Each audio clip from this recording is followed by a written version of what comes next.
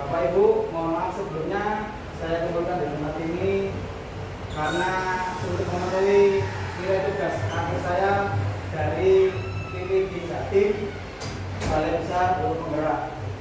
Yang saya hormati Ibu Kepala Sekolah Dr. Andari ini dan Bapak Ibu Guru yang berbahagia. Di sini saya akan menyampaikan rencana tindak lanjut atau RTL program pertandingan bola tangan yaitu SEM, Sport Edukasi Model. Di sini Sport Edukasi Model itu adalah salah satu teknik pembelajaran yang berbasis kepada peserta didik kita. Jadi pembelajarannya itu benar-benar fokus di peserta didik kita. Kita langsung masuk ke slide berikutnya, latar belakang dari SEM. SEM sendiri adalah suatu pendekatan pembelajaran fisika yang menawarkan pengalaman belajar bagi peserta didik yang lengkap dalam konteks kehidupan nyata dalam bidang olahraga. SEM merupakan program yang memberikan dampak positif bagi peserta didik untuk memberikan kesempatan belajar mengeksplor berbagai peran di tim.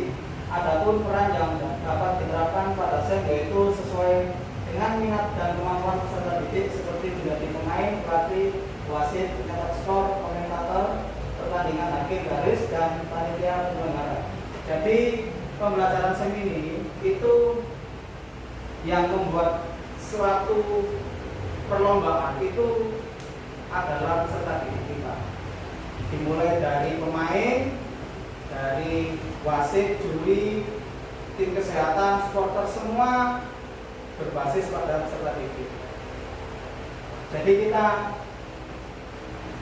kasih pemahaman dulu. Ini untuk kelas 6 yang saya terapkan. Jadi untuk kelas 1 sampai 5 masih belum. Saya berfokus di kelas 6 terlebih dahulu. Tujuan dari program ini yang pertama, terwujudnya peserta didik yang beriman, berakhlak mulia, terakhir kolaborasi sehat, bugar, dan berprestasi. Yang kedua, penerapan konsep belajar aktif di mana peserta didik terlibat langsung dalam kegiatan belajar aktualisasi kehidupan nyata pada peran yang dipilih dalam SEM. Meningkatkan pemahaman peserta didik tentang olahraga dan memfasilitasi mereka mengembangkan pengetahuan, keterampilan, serta nilai-nilai sosial berdasarkan peran yang dipilih. Yang keempat, meningkatkan motivasi dan kreativitas dalam pembelajaran. Intinya peserta didik itu disuruh bermain peran. Jadi dia, misalkan dia ingin jadi pelatih, jadi dia harus berperan selayaknya pelatih di lapangan, ngasih motivasi pemain, terus ada yang jadi tim kesehatan, selayaknya dia kalau ada pemain cedera itu bisa ditangani sama tim kesehatan. Jadi seperti itu. Capaian langkah-langkah dan hasil yang diharapkan untuk setiap tujuan. Capaian dan tujuannya pemahaman tentang peraturan permainan bola tangan atau handball, meningkatkan keterampilan individu, meningkatkan strategi, sportivitas, kerjasama, kepemimpinan, dan tanggung jawab. Langkah-langkah persiapan teknikal, meeting, penentuan pengelolaan musim, menganalisa kegiatan pertandingan bola tangan, penyelenggaraan pertandingan bola tangan, menekankan kerjasama, komunikasi, sportivitas, dan tanggung jawab, pemilihan peran. Hasil yang diharapkan, penyelenggaraan pertandingan bola tangan dalam penerapan SEM akan menjadi pengalaman yang sangat bermakna bagi peserta didik sesuai minat dan kemampuannya. Peran peserta didik dapat memilih peran menjadi panitia, pemain, pelatih, wasit, komentator, dokumentasi, hakim garis, supporter, dan lain-lain. Struktur program dan rekan sejawat dalam komunitas belajar. Ini di komunitas belajar kita yang ada di sekolah, saya ingin menggerakkan pembelajaran SEM ini yang ada di sekolah kita. Insya Allah nanti waktu selesai SAS, nanti akhir semester itu nanti program ini akan saya jalankan di kelas 6. Nah, kegiatan ini merupakan sebuah program kegiatan pro-kurikuler di sekolah, di mana kegiatan pembelajaran dilakukan di luar kelas untuk menguatkan, memperdalam mata pelajaran yang telah dipelajari. Peserta didik yang terlibat adalah kelas 6 laki-laki dan perempuan. Waktu kegiatan dilaksanakan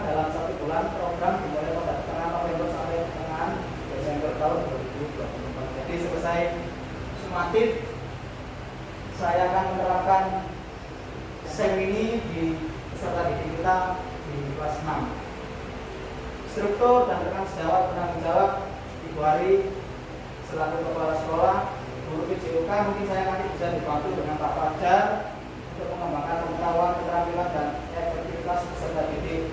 Guru kelas sebagai koordinator di dalam kelas maupun lapangan pada saat kegiatan berlangsung. Yang keempat, tenaga pendidikan bisa membantu persiapan pelaksanaan kegiatan seperti perlengkapan atau dokumentasi nanti bisa dibantu sama tenaga pendidikan. Aset yang dimiliki di sekolah. Sekolah memiliki kepala sekolah, guru, tenaga pendidikan yang profesional sesuai kualifikasi akademiknya. Yang kedua, peserta didik kelas 6, masing-masing kelas sesuai minat dan bakatnya, peran untuk menjadi panitia wasit, pemain, pelatih, dan supporter. Lapangan sekolah, sarana prasarana yang cukup memadai sehingga dapat dipergunakan dengan kebutuhan. Jadi alat yang kita miliki di sekolah itu nanti dimanfaatkan sebaik mungkin. Jadi misalkan kita tidak punya gawang di sekolah itu, kita tidak punya gawang, kita bisa memanfaatkan alat yang lain. Contohnya bisa pakai keranjang. Terus lapangan itu juga tidak memadai, kita juga bisa memodifikasi juga sehingga permainan SEM ini, pembelajaran SEM ini bisa terlaksana. Rencana evaluasi. Tahap-tahap implementasi SEM dalam pembelajaran akan dievaluasi. Untuk evaluasi keseluruhan akan dilakukan pada akhir kegiatan, yaitu evaluasi dan refleksi penerapan SEM. Refleksi yang akan saya lakukan: tujuan pembelajaran, ketercapaian tujuan pembelajaran dalam SEM. Yang kedua, umpan balik peserta didik, pengalaman dalam pembelajaran dan penerapan SEM. Yang ketiga, evaluasi kinerja di dalam kelompok. Yang keempat, evaluasi tentang sportivitas. Yang kelima, refleksi dari guru, perencanaan, pelaksanaan, dan pengelolaan SEM. Mungkin nanti teman-teman sejawat bisa ngasih masukan mana yang kurang dari saya dari pembelajaran ini, berupa sesuai ini, nanti silakan dikomentari supaya pembelajaran ini lebih baik dan lebih bagus untuk anak-anak. Kemungkinan tantangan yang terjadi. Yang pertama, pengelolaan waktu, jadwal yang padat dan keterbatasan waktu dapat mempengaruhi kegiatan. Kegiatan kita di sekolah itu sudah banyak. Mungkin pembelajaran ini ya tadi alternatifnya kalau diambil dari KBM waktunya pendek 2 JP, jelas itu tidak selesai kalau dibuat sistem pertandingan. Makanya nanti itu solusinya penjadwalan yang efisien saya letakkan di selesai waktu sumatif akhir semester. Faktor alam cuaca karena kegiatan dilakukan di area terbuka. Ini juga menjadi kendala di saat malam hari turun hujan. Itu nanti kita akan melakukannya di halaman sekolah sini juga bisa. Karena kalau lapangan becek itu nanti mempengaruhi pembelajaran yang ada di lapangan. Takutnya nanti ada yang pleset atau cedera dan lain sebagainya. Motivasi peserta didik untuk aktif menjadi tantangan pada kegiatan ini. Solusinya melakukan pendekatan persuasif yang kondusif dengan ujian. Yang keempat, keterlibatan orang tua, wali peserta didik kurangnya dukungan dapat mempengaruhi motivasi. Nah ini solusinya melakukan komunikasi terhadap orang tua untuk mendukung pembelajaran SEM ini, Sport Education Model. Oke, sekian dan terima kasih. Mungkin Bapak Ibu Guru ada yang bertanya mengenai SEM D, Pak Fajar. Terima kasih Pak Denny atas waktu yang diberikan. Dengan adanya fasilitas yang dimiliki oleh sekolah, yaitu berupa lapangan, apakah bisa untuk melaksanakan kegiatan SEM ini? Oke, baik, terima kasih Pak Fajar, pertanyaannya sangat bagus. Tadi di sini sudah saya terangkan. Memang lapangan kita itu tidak memadai kalau dibuat pembelajaran olahraga khususnya SEM. Tapi gimana caranya kita sebagai guru, kita harus lebih berinovatif, kita harus lebih kreatif untuk mendukung pembelajaran STEM ini. Jadi misalkan kalau tidak ada alat A, ya kita harus mencari solusinya supaya anak-anak itu tidak monoton belajar seperti itu terus. Kita harus berinovasi intinya supaya pembelajaran ini tetap berjalan matang. Ada yang lain? Oke Bapak Ibu, terima kasih. Demikian paparan dari saya tentang proses pembelajaran sport edukasi model. Saya akhiri, mohon maaf apabila ada salah-salah kata. Wassalamualaikum warahmatullahi wabarakatuh. Semangat.